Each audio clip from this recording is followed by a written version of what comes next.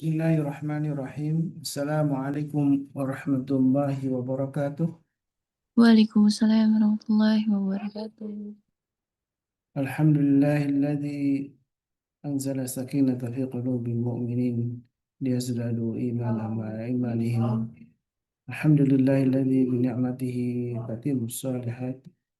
Asyhadu an la ilaha illallah wahdahu la syarika lahu wa asyhadu anna Muhammadan abduhu wa rasuluhu alladzi balagha risalah wa adda al-amanah wa nasaha al-ummah wa jahada fillahi haqqa jihadih.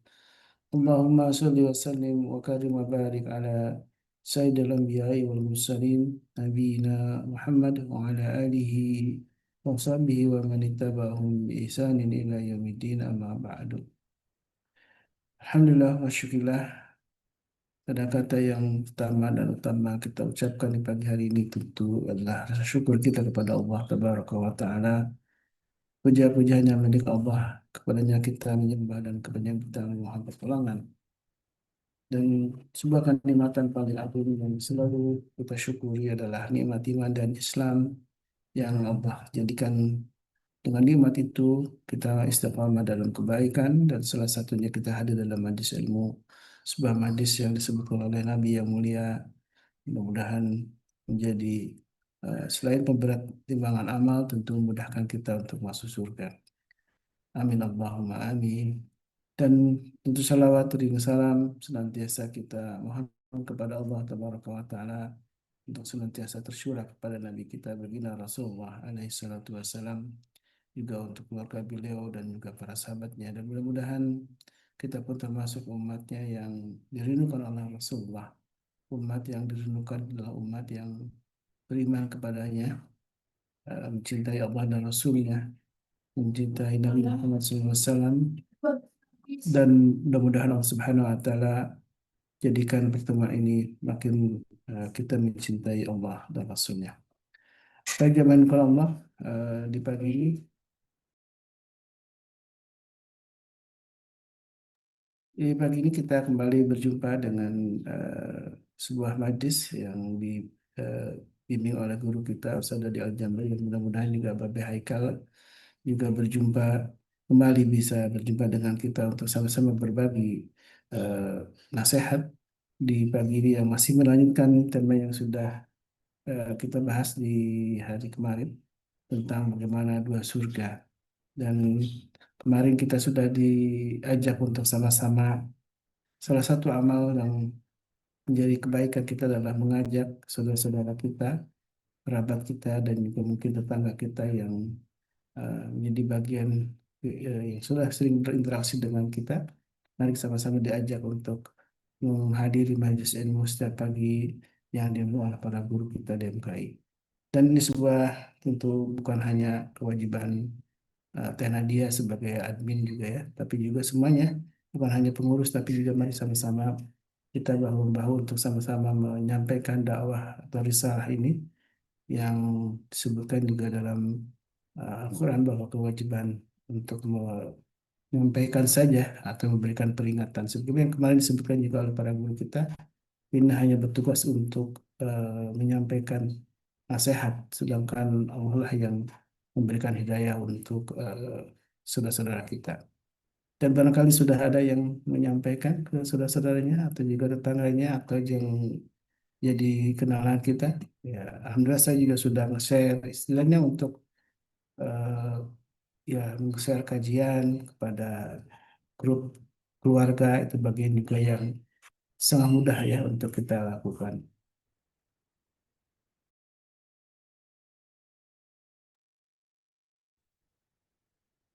Baik jemaah yang Allah, alhamdulillah juga guru kita sudah berada bersama kita ya. Eh, kita sama-sama saling doakan sesama jemaah menjadi bagian yang sangat penting juga dalam majlis ilmu ini. Kita saling mendoakan, mudah-mudahan Allah Subhanahu wa Ta'ala senantiasa limpahkan kesehatan, keberkahan, dan juga keistiqomahan eh, dalam kehidupan kita, dan juga khusus untuk para guru kita yang sudah bersabar untuk selalu menasihati kita menuju kepada kebaikan, menuju kepada Assalamualaikum. Subhanahu wa ta'ala. Waalaikumsalam warahmatullahi wabarakatuh. Malam Habib ya. Alhamdulillah, khair. Insyaallah biduaikum, Ustaz. Insyaallah. Salah kita kembali melanjutkan saja tentang tema dua surga yang kemarin dibahas tentang bagaimana menikmati surga di dunia. Sesungguhnya doa yang selalu kita panjatkan menjadi doa sapu jagat katanya begitu Ustaz. Rabbana atina fid dunya hasanah wa fil akhirati hasanah ini ya. Hasanah tidak hanya di akhirat tapi juga di dunia. Nah ini seperti apa Ustaz hasanah yang eh, bisa kita dapatkan di surga ini? Baik. Eh, ada banyak PR Ustaz, kalau kita bicara menghadirkan surga dunia itu. Karena selama kita masih ada di dunia, maka tidak akan pernah selesai dengan fitnah ya. Di persoalan yang kemarin saya bahas, ada doa yang kita nggak akan pernah bisa selesai dengan persoalan. Ini artinya gini, kalau mohon izin ya, kalau saya minta Bapak Ibu untuk buka kamera semua, mukanya tolong dikasih lihat, saya bisa scan wajahnya satu-satu dari sisi pemahaman saya gitu. Saya akan menemukan ada kemiripan, yaitu wajah-wajah bermasalah. Kenapa wajah-wajah bermasalah? Kita ini semua nggak ada yang nggak kena masalah. Eh, ada ada kepentingan yang harus kita pahami bahwa eh, dengan adanya masalah justru membuat kita banyak amal, membuat kita makin mendekat kepada Allah, dan perlu kita pahami bahwa dengan makin banyaknya persoalan itu membuat kita menjadi banyak gugur dosa. Nah, ini yang jadi penting buat kita. Gitu. Zat. Nah, cuman orang kan maunya kan ya kalau bisa nggak ada masalah, semuanya mulus-mulus aja gitu ya. Mana bisa. Hidup di dunia kan fitnahnya kan ya baik-baik ada buruk juga gitu. Ini yang mesti kita pahami secara utuh. Kurang lebih Justru, gitu, Ustaz. justru Ya? dengan masalah itulah kita jadi bisa beramal gitu. Iya. Coba kalau kita dijadiin kayak malaikat gitu, lempeng-lempeng aja, istiqomah aja terus. Nggak bisa. Kita ini manusia yang punya progresivitas luar biasa. Kalau mau dilihat apa namanya, eh, bagaimana seseorang eh, punya dasar keimanan, dia harus tambahkan, sementara godaannya juga luar biasa. Itu kan apa namanya, eh, dorongan naik turunnya itu luar biasa ya. Disebut juga iman tuh naik turun gitu kan ya. Ini tenggorokan saya lagi maklum vokalis ini. Mesti ketemu yang hangat-hangat kayak gini. Ya, Ustaz. Ala kulli hal. Nah, eh, kita bahas yang ringan dan yang lucu aja, Ustaz. Siap, siap, siap. Insyaallah. Kalau tahu Mas Kura ya, silakan jamaah kita Baik, siapkan diri kita ya untuk sama-sama menerima hidayah ilmu ya. Mudah-mudahan Allah mendapatkan hidayah melalui nasihat-nasihat yang insya Allah akan disampaikan oleh guru kita Ustaz Dodi Anjaman. Betul Mas Kura. baik. Syukuran. Jazakumullahu khair. Assalamualaikum warahmatullahi wabarakatuh. Waalaikumsalam warahmatullahi Assalamualaikum warahmatullahi wabarakatuh. Sehat semua ya? Alhamdulillah, Alhamdulillah luar biasa. sehat. Sehat. Allahu Akbar. Dingin di Bekasi nih. Insya Allah. Masya Berasa Allah. kayak di Norway nih. Sama Ustaz, Depok juga di Iya. Masya Allah dingin. Masya Allah. Berasa di Norway. Kayak pernah ke Norway aja. Iya. Ini mah sama Jadi, dinginnya Ustaz. Masya Allah. Ala kulli hal, Alhamdulillah, Alhamdulillah, Alhamdulillah. Alhamdulillahilladzi anzala sakinata fi qulubil mu'minin walladzi anzalna Qur'ana fi qulubil muslimin. Asyhadu an la ilaha illallah wa la syarika lah wa asyhadu anna Muhammadan abduhu wa rasuluhu la nabi wa rasulullah ba'da. Allahumma shalli Sallim wa barik ala nabiyina Muhammadin wa ala alihi wa sahbihi wa mawala. Wala haula wala quwata illa billah, amma ba'd. Kebersyukuran adalah sebuah cara untuk kita menghadirkan keniscayaan dalam hidup. Dan selawat serta salam semoga senantiasa menjadi penyempurna kesyukuran kita kepada Allah. Kita haturkan kehadirat Rasulullah SAW yang senantiasa membimbing kita mengedepankan keindahan cara yang sangat elegan ketika menghadirkan begitu banyak sunnahnya yang diikuti oleh para sahabat, para kerabat, para tabi'in, tabi'ut tabi'in, dan sampai para pecinta risalah dan syariat beliau hingga akhir zaman. Berharap kita masuk dalam golongan yang terakhir tadi, amin. Kita doakan yuk saudara-saudara kita, keluarga kita, kerabat kita, supaya Allah SWT terus senantiasa berikan keberkahan, rahmat, inayah, iradah, kudrah, iradahnya, terlebih maunahnya, untuk kita bisa menjalankan keislaman kita dengan istiqomah sampai akhir hayat kita, amin. Kita nanti menjemput husnul khotimah dengan berkumpul bersama keluarga di surga sekeluarga, itu menjadi bagian yang satu visi kalau buat saya ya. Nggak tahu Bapak Ibu merasa keseret dengan itu atau merasa terdorong dengan itu, monggo saja, silakan. Setiap orang punya mimpi masing-masing. Pertanyaannya begini, apakah jalan menuju surga cuma satu? Jawabannya tidak, gitu ya. Surga punya banyak pintu. Artinya kalau kemudian kita di dunia ini berusaha untuk mengupayakan bagaimana kita punya jalan menuju kepada surga, Allah itu seperti berkata bahwa datanglah kepadaku dari manapun engkau mampu asal engkau datang dengan iman dan amal soleh, gitu kan ya. Artinya ketika Rasulullah SAW menyatakan bahwa surga itu punya 8 pintu, di antara ada pintu itu ada Ar-Rayyan yang hanya dimasuki oleh orang-orang yang berpuasa, artinya orang yang rajin puasa akan masuk dalam golongan itu, gitu kan ya, pakai pintu Ar-Rayyan. Tapi untuk orang yang rajin bersedekah, dia akan masuk di pintu sedekah dan seterusnya, gitu ya. Dan ibu-ibu akan memilih kalau bisa saya nggak mau lihat pintu poligami, gitu ya. Oke,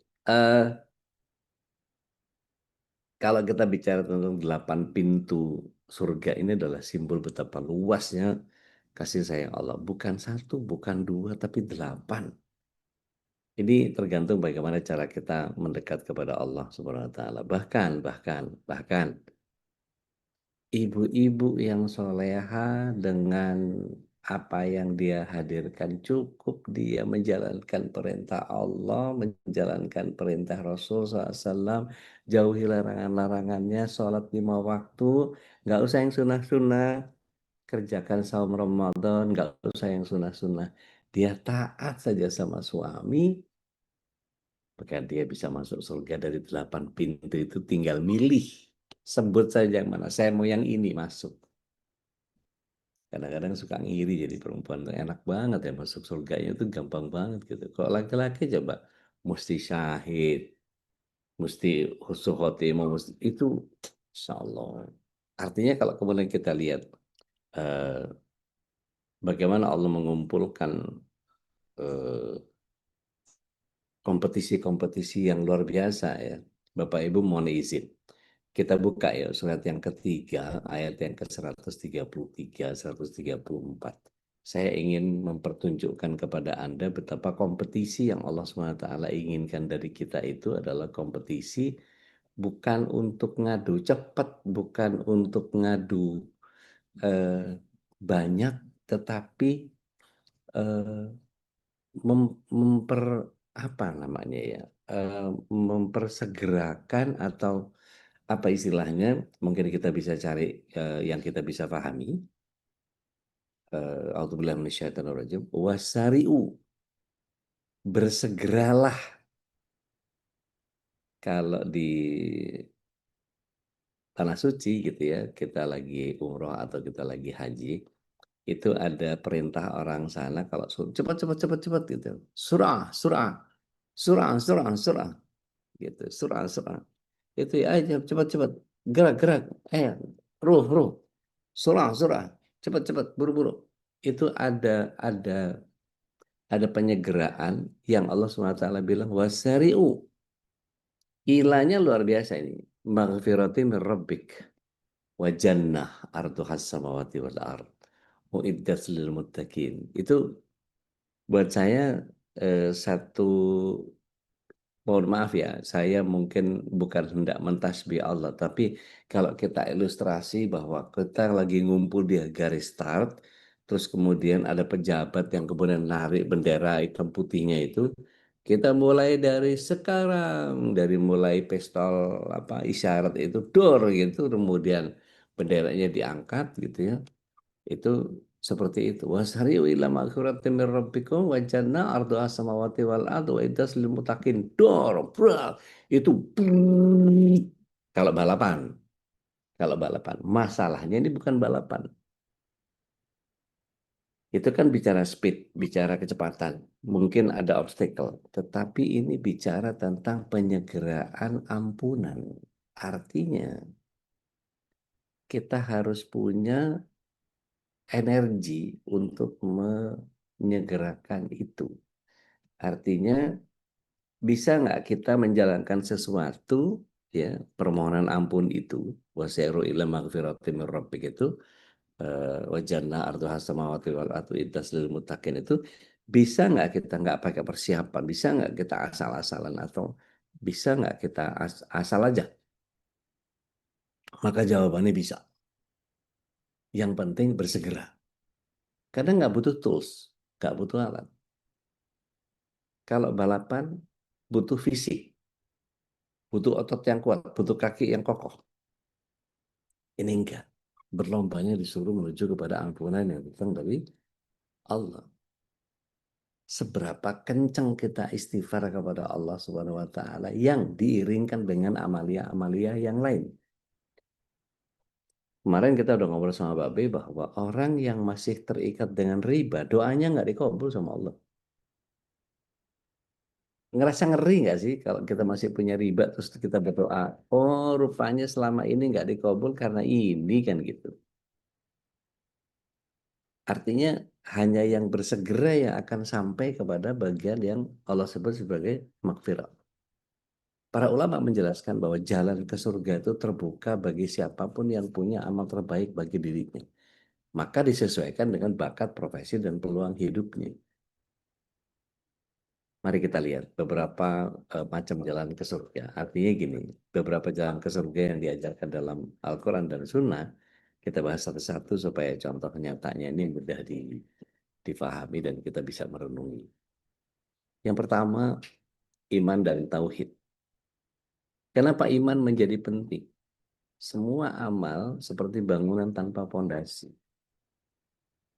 Tauhid itu bertuhan kepada Allah. Cinta, mau teh dong.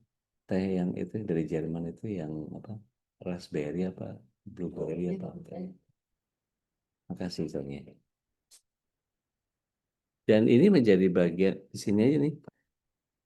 Makasih. Jadi kalau Rasulullah SAW bilang barang siapa mati dalam keadaan mengetahui bahwa tidak ada Tuhan selain Allah, maka dia akan masuk surga. Artinya keimanan itu menjadi patokan yang paling dasar. Oke. Jadi jalan yang pertama ini iman yang benar, tauhid yang murni tanpa kesyirikan, tanpa keraguan. Izin, eh, akidah itu ikatan, tauhid itu tunggal. Jadi ikatan tunggal kita kepada Allah Tabaraka wa ta'ala ini menjadi bagian yang seharusnya setiap kita tidak mungkin tidak pasti melakukan itu. Artinya kalau ada Allah yang lain, ada Tuhan yang lain, ada ilah yang lain, ada Tuhan yang lain, ada sesembahan yang lain, ada prioritas yang lain selain Allah, hati-hati celaka. Saya cuma ngasih tahu itu aja. Karena tauhid kita ketika rusak tauhid kita, aduh, itu Allah murka besar sama kita. Dan bahkan itu dosa tak berampun. Sepele ya kelihatannya ya, tapi fatal. Coba mau di sini. Tolong direnungkan hakikatnya ya, jangan persoalannya. Hmm, kalau kebanyakan orang, begitu dia punya rasa sakit kepala misalnya, yang dia segerakan obat, dokter, atau Allah. Ya, kebanyakan orang ya. Obat. Dan itu kesyirikan. Dan itu kesyirikan. Itu kesyirikan tanpa sadar. Karena kita kepengen langsung kepada penyelesaian masalah. Pertanyaannya adalah, apakah obat dipastikan dapat menyembuhkan penyakit kita? Tidak. Maka ketika hakikat itu Allah yang menyembuhkan kita, kenapa nggak kita mantik langsung sama Allah? Artinya ketika kita sakit, bukan obat yang dicari. Sakit, Allah yang berkuasa memberikan sakit. Maka ayatnya yang jelas, faida maritu fahuwa yashfi. Ketika ada yang sakit, maka Allah yang menyembuhkan. Ini kan bagian yang seharusnya setiap kita memahami secara mendasar kan ya. Bismillah.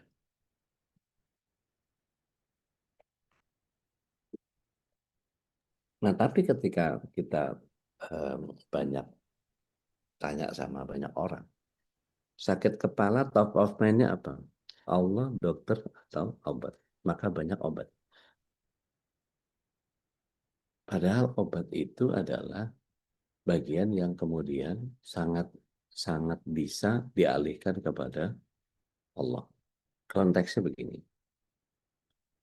Rasulullah SAW pernah nggak memberikan muawizat yang ditiupkan kepada segelas air, diberikan kepada beberapa sahabat, Ibnu Abbas misalnya, ya, itu Mas'ud misalnya, itu dibacakan dalam air, kemudian beliau tiupkan, diberikan, sembuh. Ketika punya hakikat pemahaman bahwa Allah yang nyembuhin, selesai. Bukan airnya. Wah, Rasul sakti nih. Nah, di kita sekarang karena ketauhidannya kosong, keimanannya kepada Allah lemah, maka yang terjadi adalah ada ponari dengan batu. Itu. Ada gunung kawi, ada kerik, ada cincin bertuah, ada pakai kalung ini supaya anu, ada tas ini supaya ini, pakai peci anu supaya anu, dan seterusnya dan seterusnya. Pakai sorban ini supaya anu, pakai pinggang ini supaya la haula wala quwata illa billah. Gak boleh kita begitu. Yang pertama. Yang kedua, sholat yang terjaga. Kenapa? Sholat ini bagian dari zikir yang tidak boleh kita lepas kepada Allah. Semalas apapun kita, seresek apapun kehidupan kita, sesibuk apapun persoalan yang muncul di kehidupan kita, sholat bagus sih. Kenapa? Sholatnya kunci surga. Kunci surga adalah sholat, kunci sholat adalah wudhu, gitu kan Rasulullah SAW menyatakan, hadis riwayat Ahmad itu. Jadi setiap kali kita menjaga sholat, kita sedang menjaga akses kita ke surga. Bayangkan 5 kali sehari Allah memberikan kesempatan kita untuk mengetuk pintunya. Artinya kalau di rumah itu kemudian menjadi pintu surga yang menuju kepada Allah Tabaraka wa Ta'ala, maka mungkin nggak ada rumah ngakunya kepengen ke surga, tetapi sholatnya nunda tanpa uzur. Harusnya enggak. Gitu kan ya. Artinya sholat khusyuk yang terjaga ini betul-betul kata Rasulullah SAW, awalu ma yuhasabu fi abdihi yaumal qiyamah as-salat. Yang paling awal Allah SWT hisab pada seorang hamba. Di hari kiamat nanti adalah sholat. Kalau bagus sholatnya, faedah salaha sholat sa'ir amal. Faedah fasadat sa'ir amal. Kalau rusak-rusak semua. Apa nggak takut kita? Sholat kita coba perhatikan. Kalau sholat kita itu kemudian sekenanya, apa asal goblek kalau orang Jakarta bilang. Asal goblek ya, udah yang penting sholat, udah. udah aja. Tapi bagaimana kualitas sholatnya, bagaimana sholat itu menjadi penuh rasa takut kepada Allah Tabaraka wa Ta'ala dengan kekhusyuan yang saya sering tanya begini, sholat itu untuk ditunaikan atau untuk dinikmati? Yang mana kira-kira? Harusnya dinikmati. Nikmati. Harusnya dinikmati. Berarti selama ini cuma sekedar dituntaskan, tunaikan. Udah sholat sayang, udah mama. Udah sholat nak, udah pak. Udah aja. Tapi bagaimana kualitas sholat itu seperti apa dan seterusnya. Kira-kira kalau di Ponten, kalau dinilai, itu apa yang kita kerjakan itu kira-kira bernilai nggak di mata Allah? Begini, pernah nggak Bapak Ibu eh, ketika selesai sholat, Assalamualaikum, Assalamualaikum. Pernah dengar nggak kita ada orang yang mengucapkan Alhamdulillah? Pernah nggak? Assalamualaikum, Assalamualaikum, Alhamdulillah. Pernah nggak? Pernah dengar? Saya sering dengar. Pernah. Loh kok bisa Alhamdulillah? Padahal contohnya Rasulullah SAW, Astagfirullah. Artinya secara konvensional saya akan bilang siapa ente bisa ngerubah-ngerubah syariat. Rasulullah SAW habis salam itu istighfar, bukan Alhamdulillah.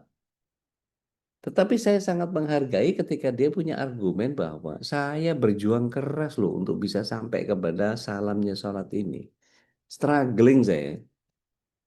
Karena dari awal mulai diganggu sama setan, wudhunya dibikin was-was, sholat dibikin gak khusyuk, apalagi dingin-dingin gini. Belum ada yang goreng bawang putih, belum lagi ikan asin. Begitu ditaruh di meja, ada kucing masuk rumah. Apa nggak kalap itu? Baru jemur udah hujan gitu. Baru naruh rengginang udah kegerimisan. Apa nggak berubah tuh pikirannya. Nah yang begitu-begitu kemudian membuat kita menjadi mana yang harus dipilah.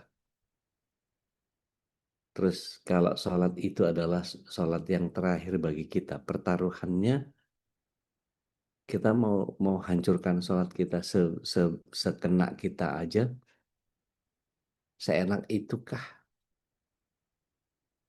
yang kemudian kita menganggap bahwa itu Allah juga maha pengampun kayak Babe bilang kemarin. Allah kan maha pengampun, Allah kan maha pemaaf. Allah maha pengampun, Allah maha pemaaf itu bukan berarti kompromi dengan maksiat yang kita lakukan. Allah juga menilai berapa banyak perjuangan kita untuk menentukan dalam berbagai hal itu.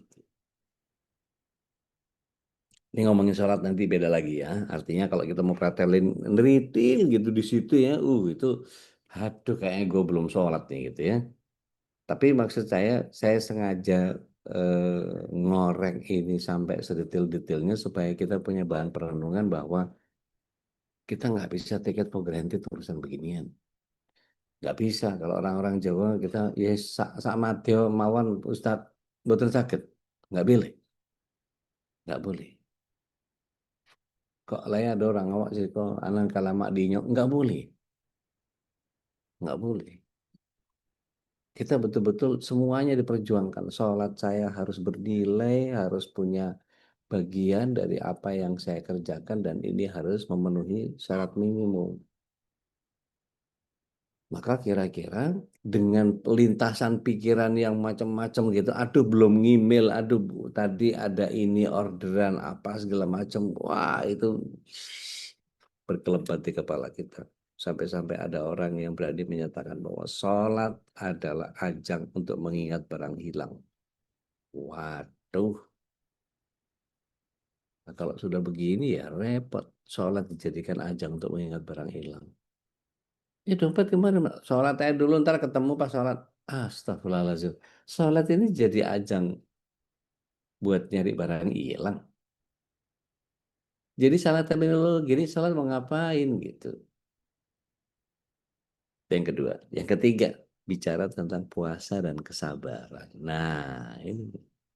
Sabar, orang sabar pasti kesel, gitu kan ya. Artinya kalau kita bicara tentang puasa dan kesabaran ini, kenapa kita harus sabar sampai maghrib nungguin? Artinya eh, makna saum itu sendiri adalah menahan. Rasulullah SAW menyatakan as-saum junnah. Saum itu adalah benteng. Saum itu adalah pelindung. Dari apa? Dari hawa nafsu. Supaya tidak ke neraka.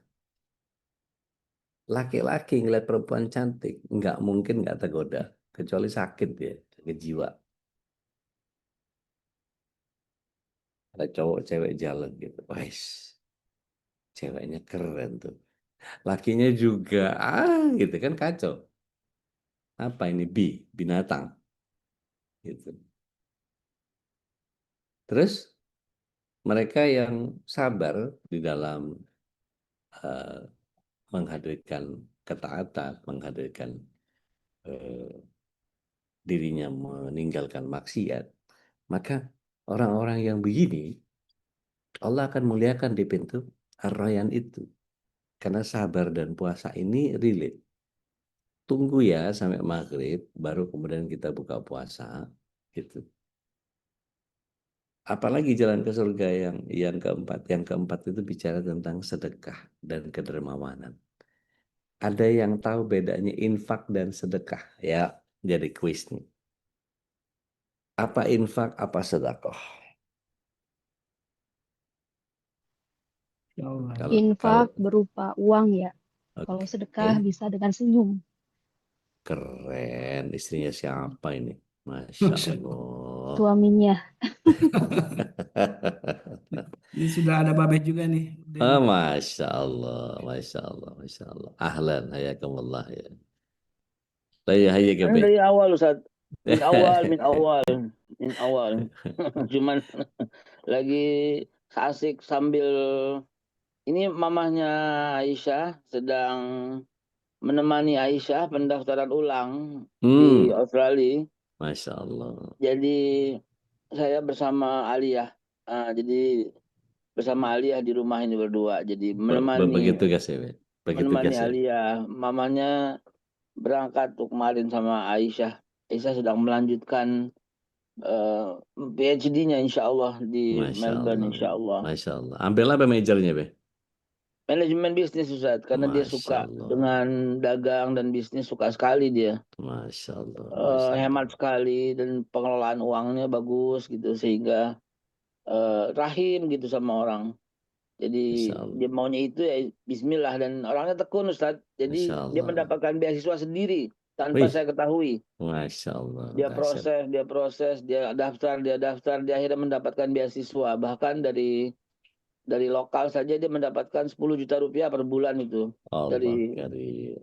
rajin anaknya. Jadi saya Masya support, Allah. mamanya pun support. Apalagi di sana ada saudara, jadi bisa tinggal di rumahnya saudara gitu. Ustaz. Masya Allah. Jadi nggak ribet ya. Di mana, Bi? Nah, Ustaz. Di Melbourne, Canberra, Perth, Sydney? Di Melbourne Ustaz, Oh, di Melbourne. Tayyib. di La Trobe University insya Allah. Masya Allah, Masya Allah. Ya Allah, murah insya Allah. Amin ya Allah, amin ya Karim.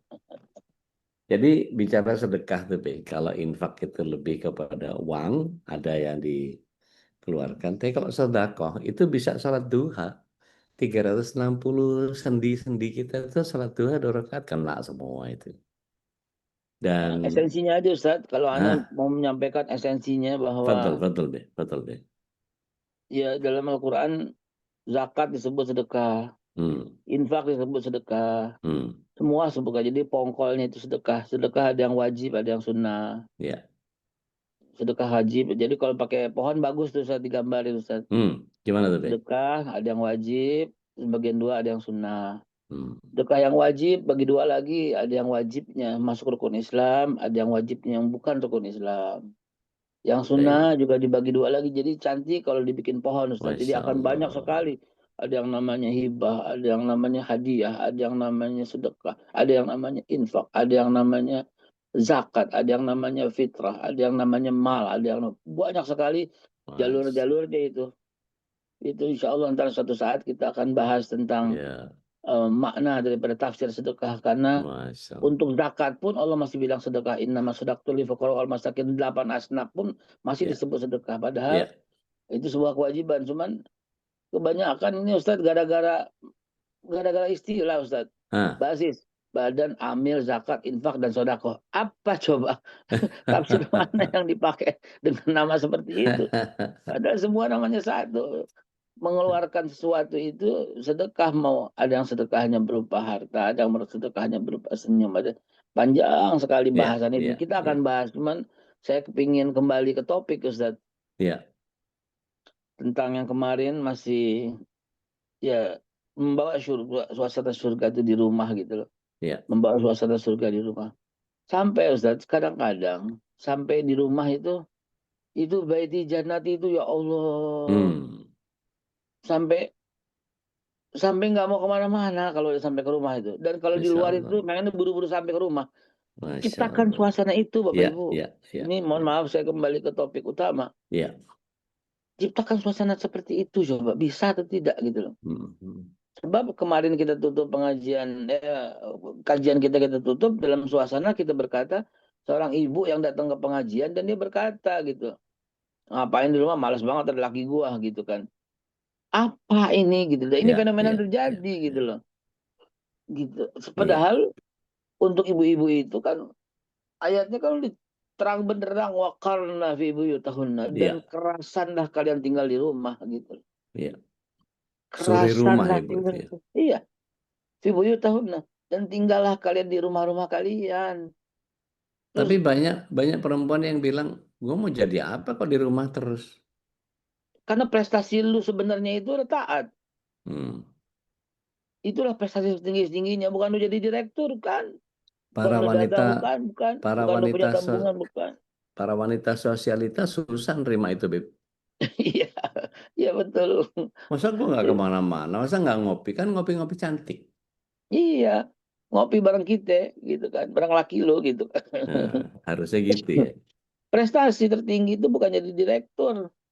Prestasi tertinggi seorang wanita bukan menjadi punya karir cemerlang, "Wah, hebat ini wanita karir ini."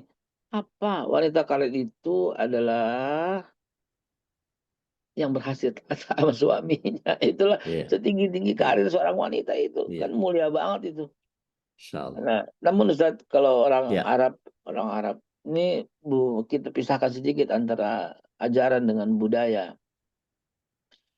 Budaya Arab itu, dan ayah saya sendiri pelakunya juga, ya karena kakek kami lahirnya di sana gitu ya.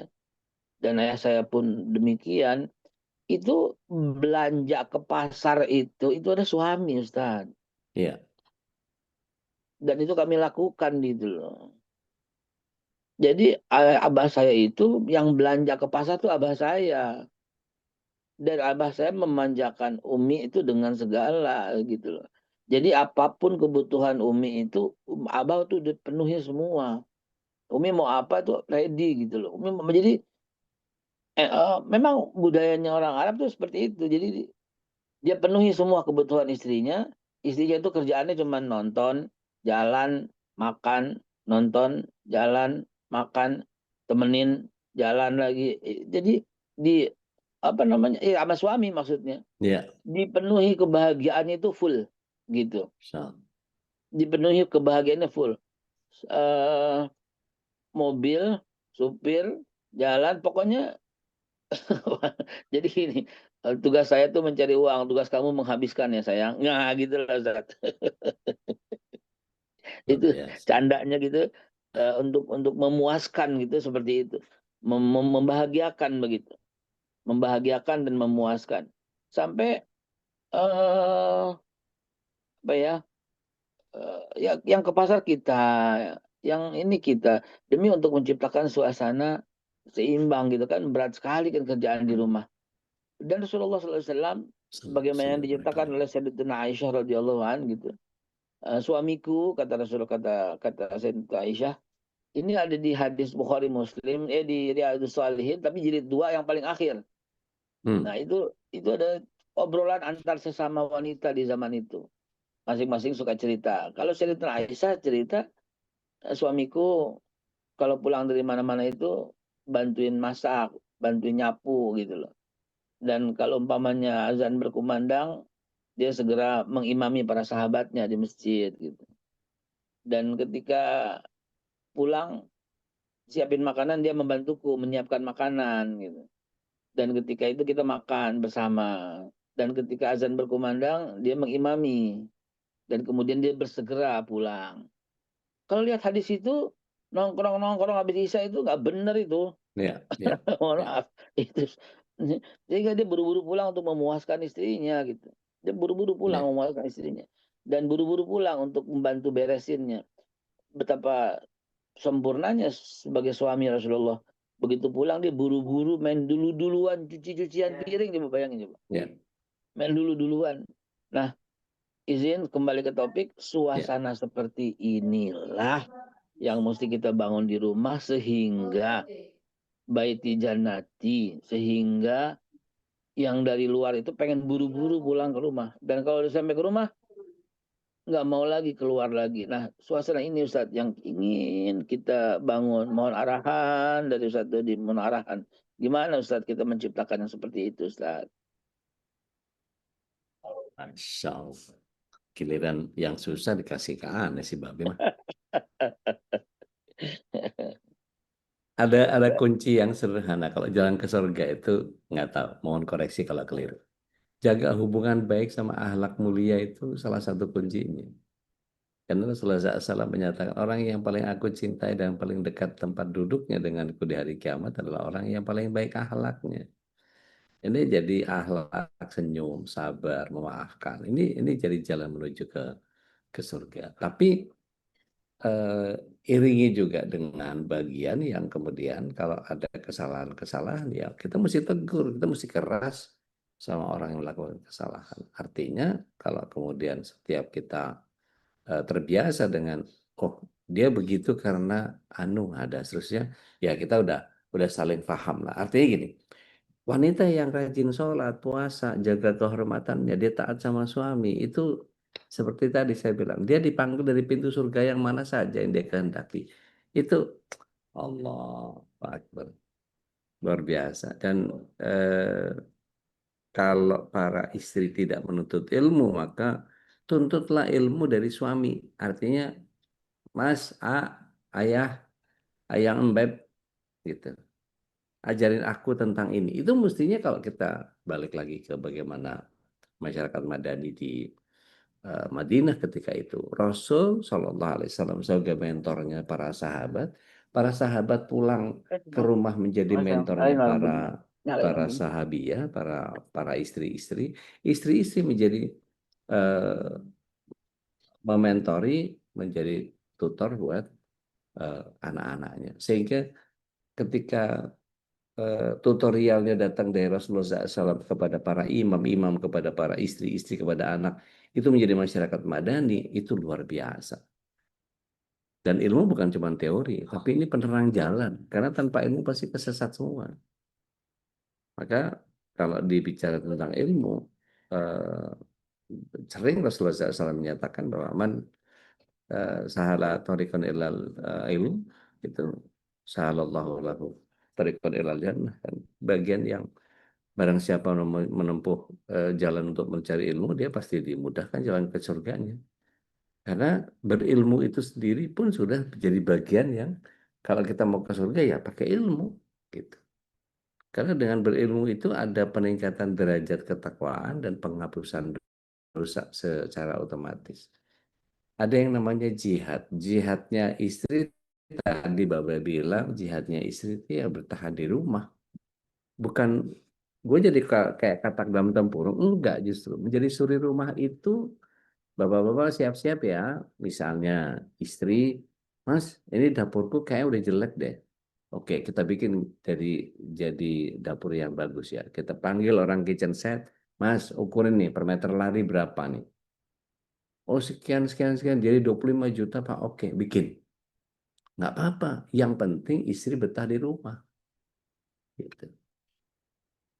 Mas, aku lemarinya nih mesti bagusin gini apa segala. Nggak apa-apa, berapa kita bikin ayo.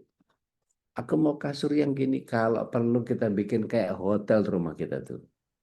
Kok di hotel kita bisa bisa nyaman gitu? Karena apa? Utensilnya bagus. Kita beli top table-nya yang keren. Kita apa? Kasih bantalnya yang bulu angsa segala macam. Kadang-kadang kalau ke hotel pilih yang bagus, tapi di rumah pakai bantal belel semua. Itu gambar pulau di mana-mana. Nah, kalau sudah begitu, kalau saya lebih lebih milih kepada, ayo udah kita beli yang agak mahal sedikit, tapi tiap hari kita berasa kayak di hotel gitu. Itu kan jadi sesuatu yang kita bisa menservis diri sendiri gitu. Nah, ini kita mesti belajar sama Babe nih. Ridho kepada orang tua, sesepuh apapun mereka, serese apapun, sebawel apapun, senyinyir apapun orang tua dan mertua kita, mereka ini adalah yang punya punya surga di telapak kaki ini. Karena bagaimanapun ridho Allah itu tergantung pada ridho orang tua. Dan murkanya Allah tergantung pada murkanya orang tua. Jadi sehebat apa kita bisa ngelawan orang tua, atau sehebat apa kita bisa menapaki jalan surga yang di bawah kakinya orang tua kita. Gimana tuh, Be? Dengan Alhamdulillah Ustaz. Jadi saya atas izin Allah biiznillah gitu ya, bergaul dengan banyak orang Ustaz. Saya biiznillah bergaul dengan semua lapisan Ustaz. Ya, dari mulai orang terkaya di Indonesia nomor 1, dan tadi malam duduk bersama dia gitu.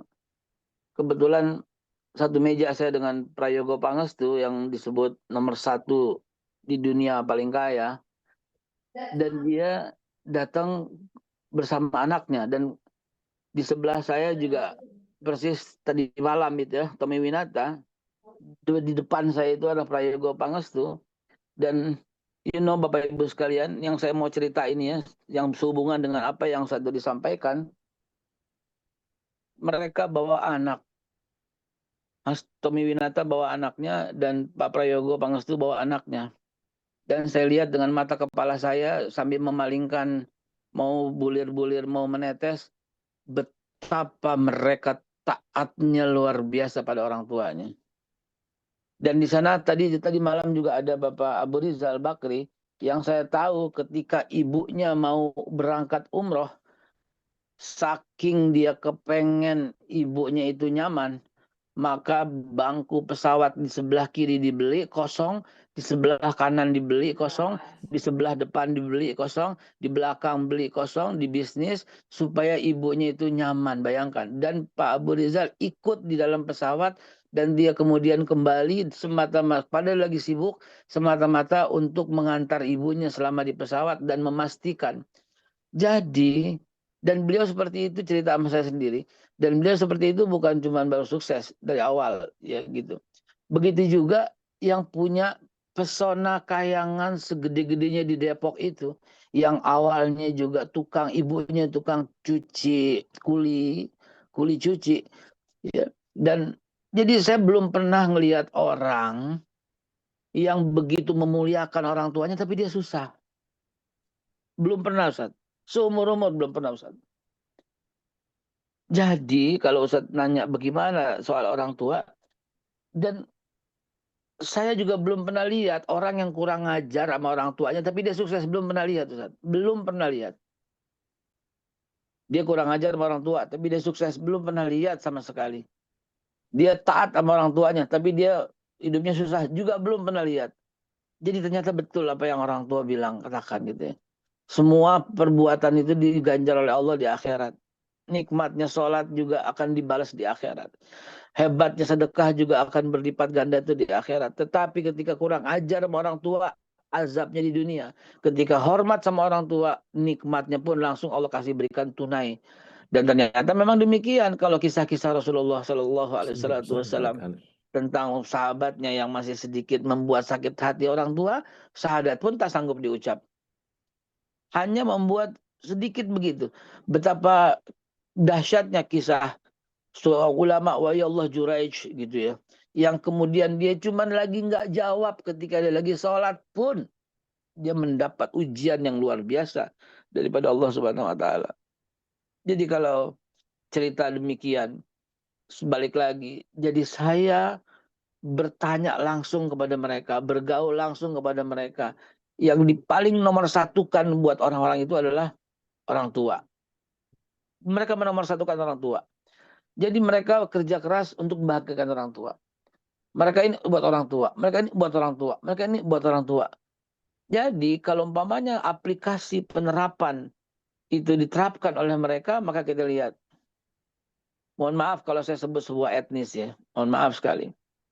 Karena memang dalam bisnis, dalam bekerja, ketika saya menjadi salesman, Ustadz, itu 90% teman saya itu Chinese, Ustadz. Ya. Gitu. Orang-orang Chinese yang dididik dengan baik di rumahnya, itu meletakkan orang tuanya itu seperti apapun gitu, Ustaz. Jadi orang tua itu segala-galanya gitu loh. Dia rela, ini teman-teman saya yang orang Cina nih, Ustaz. Dia rela, dia tunda makannya, atau dia, wah ini enak banget nih dibungkus makannya, ini buat orang tuanya di rumah gitu. Dan orang-orang seperti ini itu suksesnya itu luar biasa gitu, Ustaz. Nah, jadi kalau Ustadz Dodi membawakan Baiti Jannat itu dengan ayat dan hadis yang betul-betul fasih gitu loh, izinkan saya menyampaikan dari sisi pengalaman begitu.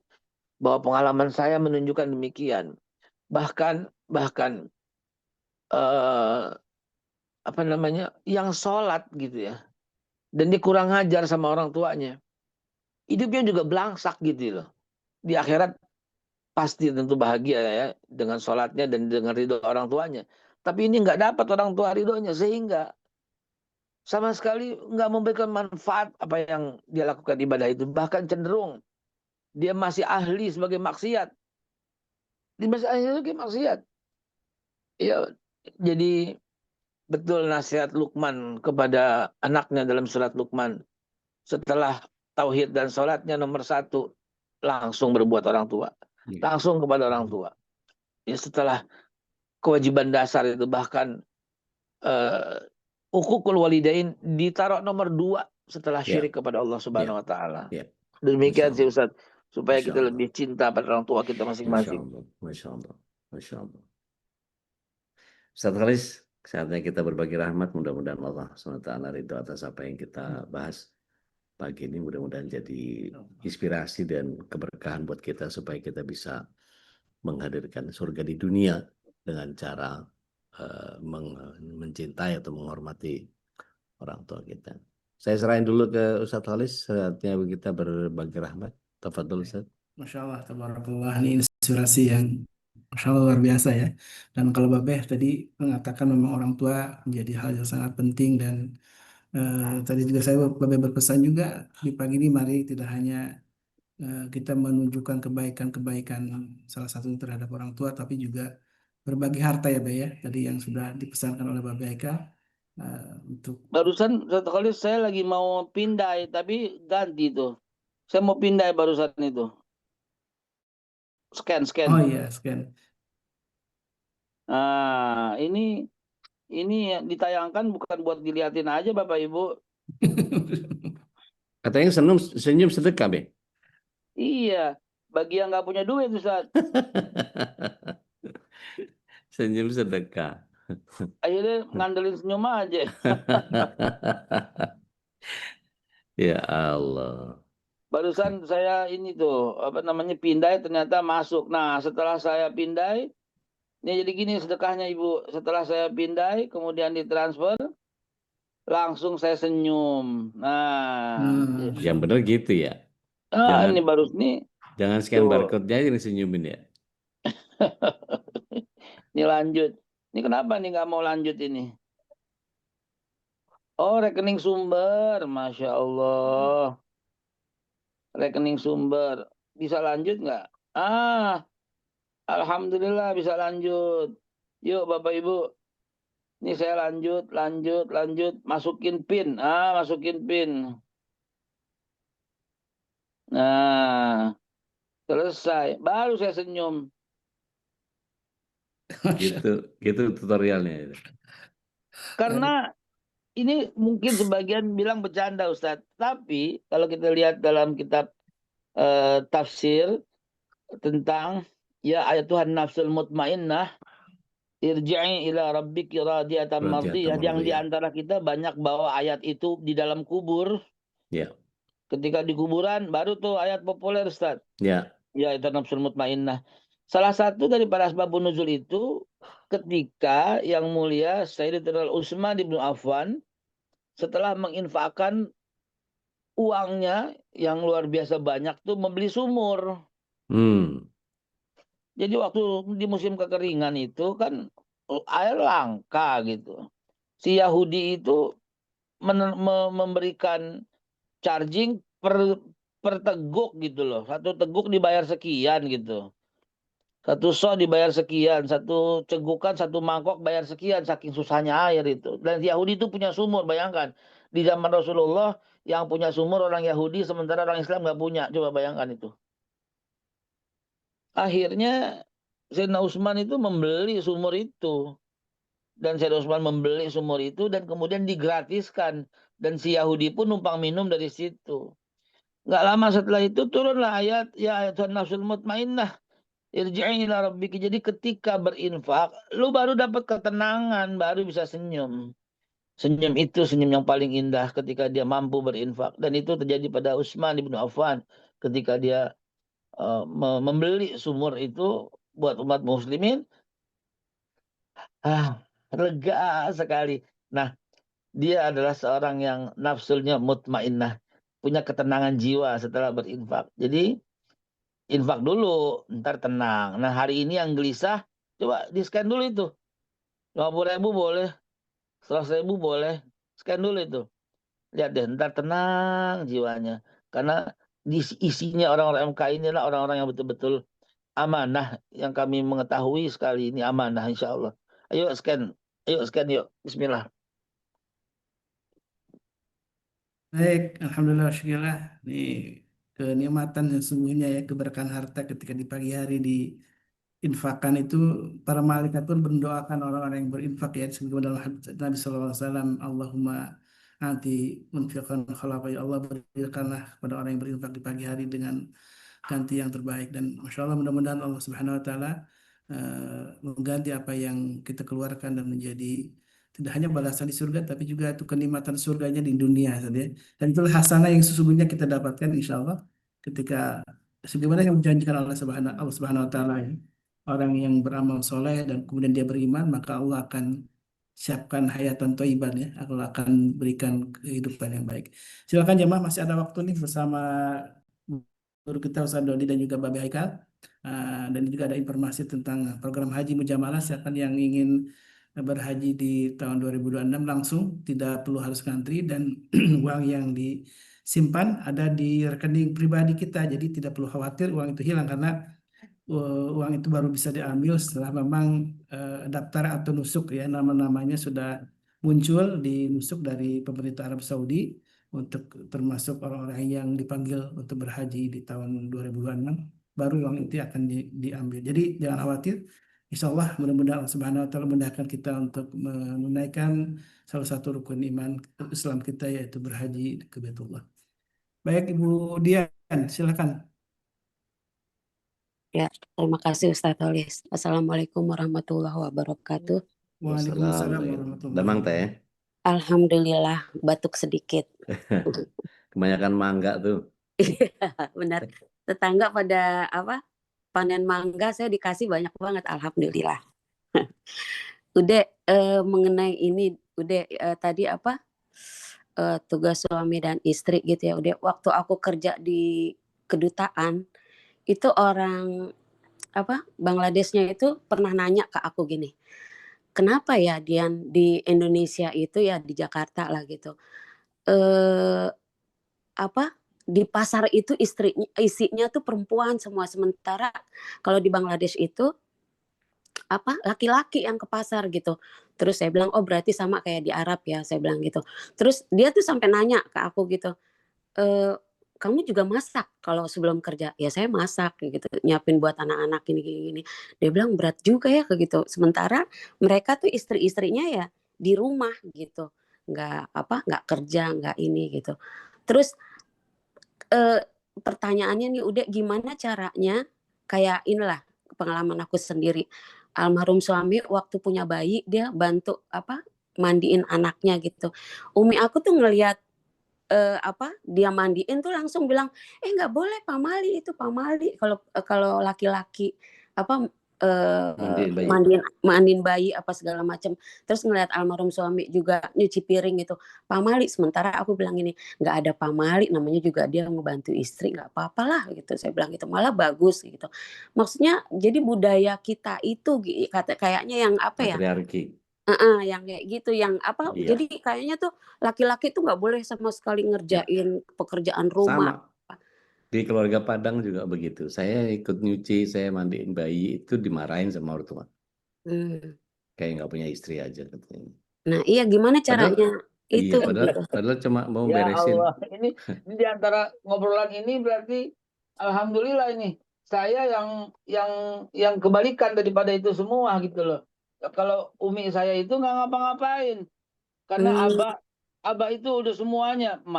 Umi itu duduk aja, jalan-jalan sama abah, duduk, dipuasin sepuas-puasnya. Jadi kalau umi itu yang masak itu abah selalu udah siapin orang, mohon maaf, seumur umur abah di rumah tuh punya tukang masak gitu loh, buat masak di rumah gitu loh. Seumur umur punya semua, sehingga saya ngerasakan umi saya waktu ayah saya wafat, ya itu uang sampai umi saya meninggal itu masih ada terus, dan umi saya berkata selalu, abah lo puasin gue seumur hidup gitu. Abah sering tuh, jadi Umi berkata nggak mau bergantung sama anak-anak karena abahnya kayak begitu. Saya akhirnya nurunin gitu loh. Saya udah berikan kepada ya rumah nama dia, mobil nama dia, semua nama dia, sehingga dia trust gitu loh. Dan ini yang membuat Baiti Jannati, kalau balik lagi ke topik ini, mohon maaf saya topiknya seperti itu, saya kembalikan terus ke topik Baiti Jannati. Kalau nggak ada kepercayaan kayak gini, nggak jadi Baiti Jannati. Nggak jadi Baiti Jannati. Sampai ini sih laki-lakinya yang astagfirullah. Laki-laki yang takut sama istri. Bukan soal takut, cinta dan ngikutin cara Rasulullah. Nah, Coba dicerna hadis ini ya. Ketika Rasulullah pulang dan dia bertanya pada Sayyidatuna Aisyah, masak apa? Jangan lihat apa yang terkata, yang terucap. Jangan lihat. Lihat yang tak terucap. Lihat yang tak terucap. Kata Nabi, masak apa? Artinya Nabi nggak tahu. Artinya dikelola langsung oleh Aisyah. Artinya Aisyah kepala rumah tangga. Artinya Aisyah yang menentukan mau masak apa. Artinya Nabi nggak ikut campur. Sampai Nabi bertanya, masak apa kamu? Khadijah pun juga begitu. Begitu pulang lagi nyiapin makanan tuh kata malaikat Jibril. Yang Nabi juga nggak tahu lagi dia siapin apa. Nah, kalau memahami esensi daripada rumah tangga, dan ini Ustadz, untuk info, ini yang kita bahas tiap hari pada waktu, betul-betul tanpa ada bahasan, kita bahas rumah tangga, terus sampai berapa tahun itu, ini yang kita bahas. Ya, bagaimana sih aplikasi rumah tangga itu di saat yang cocok, yang pas dengan Rasulullah kayak apa sih gitu. Sampai Rasulullah nanya kan, masak apa hari ini? Artinya beliau memang gak ikut campur. Wahai para suami, jangan suka ikut campur. Di rumah tangga tuh kasih istri sebagai nakoda aja. Ente kan komisaris gitu loh. Direktur kan istri. Direktur yang daily activity. Jangan mau ikut campur. Jangan ikut campur hordeng warnanya apa. Jangan ikut campur hari ini masak apa. Apapun yang dimasak kamu cuma bisa bilang, buset dah enak banget. Alhamdulillah. Gile bener ini sih top banget. Dahsyat ini. Kalau dibikinin kopi, Anda cukup katakan kalah Starbucks, kalah Exelso, kalah. Tugas Anda begitu doang, muji. Nah, ya, suasana kayak gitu aja yang dibangun. Cara menghadirkan itu yang paling yang saya lakukan ya, karena saya hampir sama nih, hampir mirip. Nggak boleh. Saya beberes saja nih, habis makan, kita habis di hidang makan. Biasanya kan kalau orang Padang kan di hidang makan, terus kita selesai. Itu saya cuma ngambilin piring itu, dipukul tangan saya sama orang tua, mertua, pukul. Jangan. Dia langsung panggil anak saya, beresin ini. Nggak apa ya, ini bagian dari sunnahnya Rasulullah SAW juga begini. Akhirnya orang tua saya ngerti bahwa saya sedang menjalankan sunnah Rasulullah SAW. Sehingga bagian dari pekerjaan rumah yang dikerjakan sama Rasulullah SAW, akhirnya orang tua saya paham bahwa tradisi di keluarga yang patriarki begitu, akhirnya saya patahkan dengan bahwa menghidupkan sunnah itu juga bagian dari. Jadi kalau nemu saya tiba-tiba nyuci piring, nemu saya masak, nemu ya nggak ada yang heran, nggak ada yang hebat. Itu ya kalau kalau mau dudukin gini teh punten, Mm, tanggung jawab ar-rijalu qawwamuna 'alan nisa, itu yang bertanggung jawab atas sandang pangan papan itu pria. mm, Bahwa kemudian istri mau bantuin karena mungkin tidak semua orang punya kehebatan kayak ayahandanya Babe gitu ya. Mungkin dia menjadi orang yang masak itu GoFood, nyuci laundry, tapi ada orang yang dijadikan sebagai pelaksana gitu. Jadi bukan lagi bicara tentang mohon izin, pembantu di kita itu membantu atau mengerjakan semuanya. Mengerjakan Membantu. semuanya. Dia kalau mengerjakan semuanya berarti bukan pembantu. Itu bini digaji pembantu itu namanya. Kalau orang sekarang ukurannya gampang Ustadz gitu gini. Nah, Coba lihat bagusan mana handphone lo sama handphone bini lo, bagusan mana gitu. Bagusan mana, mahalan mana gitu. Gitu. Dan terus terang aja handphone saya ini masih Infinix Ustadz. Sementara istri itu udah yang flip Ustadz. Masya Allah. Karena dia pilih itu. Saya mau beli itu sayang banget gitu duit kita. Sayang gitu, kemahalan gitu kan. Sayang gitu, biarin aja saya pakai yang biasa. Yang penting dia pakai yang Samsung yang flip, yang Oppo, yang Samsung flip gitu. Yang penting dia yang pilih gitu. Yang penting dia yang pilih. Kalau begitu nyaman gitu loh. Dan coba Alhamdulillah. aja ukurannya kayak gitu. Kadang-kadang canda kita tuh kayak begitu gitu. Dan kan banyak suami-suami yang dia udah nggak pakai handphonenya kasih baru kasih istrinya. Aduh, masa iya sih? Tega banget.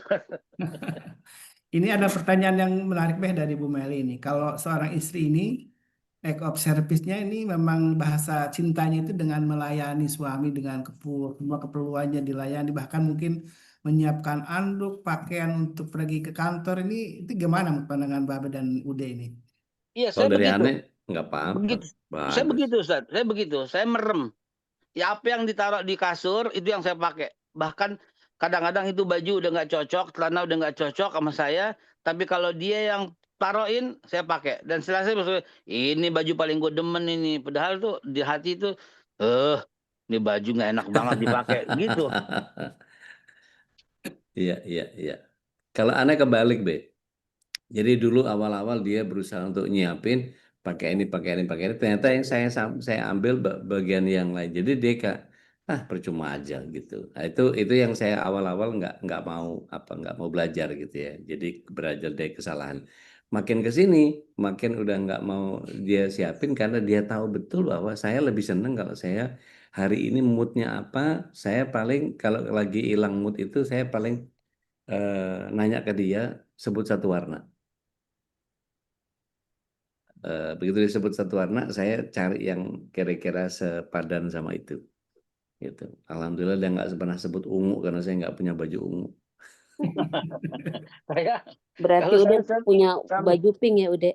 Ada pink pink. ada, pink ada.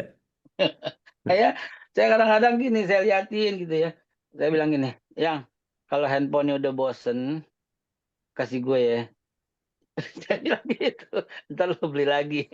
Saking saking saya harus berada di satu level di bawahnya gitu loh. Saya harus berada di bawahnya gitu. Buat pilihan juga, saya mesti satu level di bawahnya. Semua begitu. Yang kalau udah bosen handphonenya kasih kita ya. Gitu. Ntar lu mau beli nggak apa-apa ya. Gue yang itu aja bekas lu gitu. Kadang-kadang kayak gitu. Begitu juga soal makanan Ustadz. Kalau kita makan di Ya, restoran. ya. Makan di restoran saya nggak pernah pesen apapun Ustadz. Hmm. Nggak pernah. Saya selalu makan sisa dia aja gitu. Itu udah budaya kita juga. Jadi Masya kamu Allah. saya minum aja minum gitu minum. Kamu apa nasi goreng misalnya dia apa gitu. Ntar sisanya dia itu baru yang saya makan. Itu di resto saya bilang gitu. Itu anak-anak ngeliatin semua. Anak-anak liatin aja. Makanya kadang-kadang ada satu kalimat Aisyah yang bikin saya nggak sanggup untuk mendengarnya, nangis gitu, Ustaz. Aisyah suatu malam bersama saya dan dia peluk saya, dia bilang gini, ada nggak ya laki kayak papa lagi gitu. Kenapa Aisyah ngomong gitu? Nggak, aku takut suami aku nggak kayak papa gitu. Ada nggak sih Pak?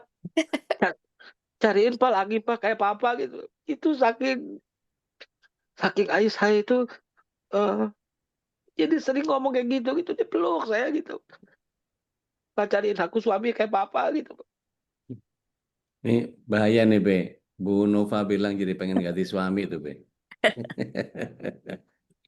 Saya jadi kadang-kadang, Salah. ya Allah Aisyah, kamu pasti dapat lebih hebat gitu loh. Papa kan tugas papa kan bikin mama senang tugas papa. Dan itu kan amanah karena Allah kan titipin mama buat papa. Jadi papa tuh gituin mama tuh supaya Allah gak kecewa sama papa karena amanah gitu loh, Sah. Kamu ngerti kan? Allah kasih amanah nih, namanya mama, namanya Triyudianti, itu kan amanah tuh buat papa tuh dari Allah. Jadi supaya Allah senang, supaya Allah bahagia, supaya Allah ridho, ya papa harus bikin mama ridho gitu. Dan ini tugas papa gitu. Makin-makin dia berkata begitu. Kayaknya udah gak ada zaman sekarang laki kayak gitu, Pak. Itu ngobrolan saya dulu sama Aisyah itu loh. Ini yang kita maksud, topik ini, Baiti Jannati itu bawanya tuh ke situ. Supaya bapak-bapak di sini bisa lah, meletakkan pada tempatnya gitu. Afwan. Ya, labas. Memang harusnya gitu. Karena orang yang tadi saya bilang, di keluarganya tadi ya, di keluarga kami, keluarganya istri ya, itu memang begitu. Pak Mali laki kerja apa? Enggak, salah. Jadi kayak ya memang karena bisa difahami kalau sunnah Rasulullah SAW tidak ditegakkan, maka orang nggak akan pernah tahu bagaimana Rasulullah SAW menjalankan itu semua. Di beberapa VT saya bahkan lagi nyuci piring, lagi nyeduh kopi, lagi apa segala macam yang memang bagian-bagian yang memang saya senang kerjakan dan nggak ada tabu lah kalau yang namanya kerjaan rumah itu ya bisa kita kerjakan sendiri. Bahkan Rasulullah SAW jahit kancing, nambal baju segala macam luar biasa gitu. Allah alam. Allah a'lam. Baik. Mudah-mudahan Allah mudahkan kita semua dapat suami yang kayak apapun tetap bikin kita masuk surga. Dapat istri kayak apapun pasti bikin kita masuk surga. Karena kalau mau disamain semua nggak bakal bisa karena setiap sidik jari, genomik darah, DNA, retina pun nggak ada yang pernah bisa sama. Tapi paling tidak kita menghadirkan keyakinan bahwa Allah SWT memberikan itu yang terbaik buat kita. Tinggal kita sabari dengan indah, kita syukuri dengan kecerdasan. Luar biasa insya Allah. Amin ya Allah, ya Rabbal Alamin. Amin. Kita jumpa lagi pekan depan insya Allah. Ya, Masya Allah, tabarakallah, jazakumullah khairan. Ini ada pertanyaan dari Ummu Azla, mungkin nanti insya Allah dibahas nanti ya. Ini karena panjang sekali nih tema pembahasannya. Soal ujian yang merasa lelah dengan ujian, kemudian ada juga yang soal teknis ya, soal apakah modal dari dagang bisa dipakai untuk kehidupan sehari-hari. Nanti kayaknya nih panjang Bah, ya. Ini tadi ya, untuk pembahasan dari Ummu Azla. Silakan Bu Ummu Azla nanti disimpan pertanyaannya dan tolong Bunda Nadia mungkin juga bisa share juga di grup ya. Mungkin ada beberapa asatid yang bisa menjawab juga di grup MKI dari Ummu Azla. Tolong Bunda Nadia untuk di-save dan nanti di-share di grup. Insya Allah nanti mudah-mudahan guru-guru kita bisa menjawabnya dengan baik ya. Alhamdulillah, syukurlah. Sekali lagi jazakumullah khairan Bapak Haikal dan juga Ustaz Dodi dan jazakallah khairan juga Bapak yang sudah berbagi harta di pagi ini bersedekah menjadi teladan bagi kita yang sudah dari pagi-pagi bersedekah di pagi hari. Mudah-mudahan kita pun bisa mengikuti sedekah di pagi hari menjadi bagian yang terus mewarnai kehidupan kita karena Kita udah contohin Ustaz, kita udah maksimum berpikir untuk sahabat di sini nih, kita udah maksimum berpikir maksudnya gue mesti contohin ini, tidak ada sedikit pun pengen dibilang oke, pengen dibilang hebat, pengen dibilang nggak ada. Semata-mata yang kita sampaikan 100% itu semata-mata untuk memberikan teladan buat para sahabat Ya. yang ada di sini, termasuk demo infak tadi pun juga bagian daripada Insya Allah. teladan begitu. Nggak ada lagi maksud lain kecuali tugas kita adalah membina MKI ini, membina supaya baiti jannati, majelis keluarga Indonesia gitu insya Allah. Baik, Ya Rabb. Allah, tabarakallah. Mudah-mudahan jadi inspirasi ya untuk kita semua. Apa yang dilakukan oleh para guru kita menjadi teladan.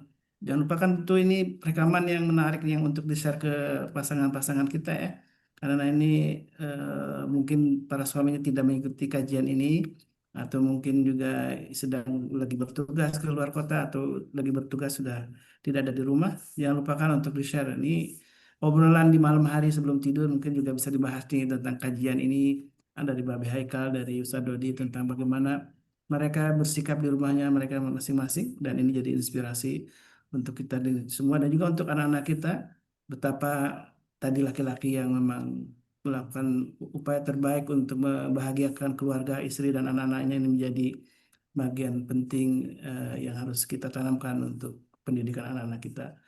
Baik jamaah yang berumah, alhamdulillah syukurlah kita bersyukur atas semua nikmat iman dan Islam, nikmat ilmu yang jadi disampaikan oleh para guru kita dan mudah-mudahan kita termasuk orang-orang yang tidak hanya mendengar, menyimak saja tapi juga bisa mempraktekannya. Mohon maaf kalau ada kekhilafan. Alaikum hadana wa iyyakum. Kemudian mari kita tutup dengan doa kafaratul majlis. Subhanakallahumma wa bihamdika asyhadu an la ilaha illa anta astaghfiruka wa atubu ilaik. Alaikum hadana wa iyyakum. Assalamualaikum warahmatullahi wabarakatuh. Waalaikumsalam Warahmatullahi wabarakatuh.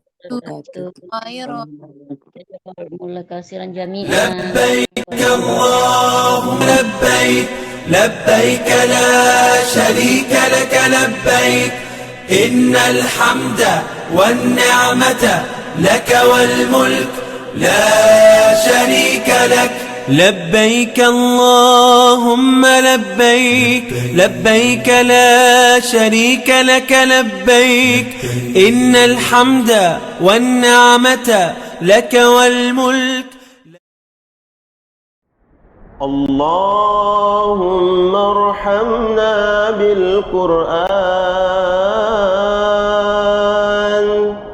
واجعله لنا إماما ونورا وهدى ورحمة.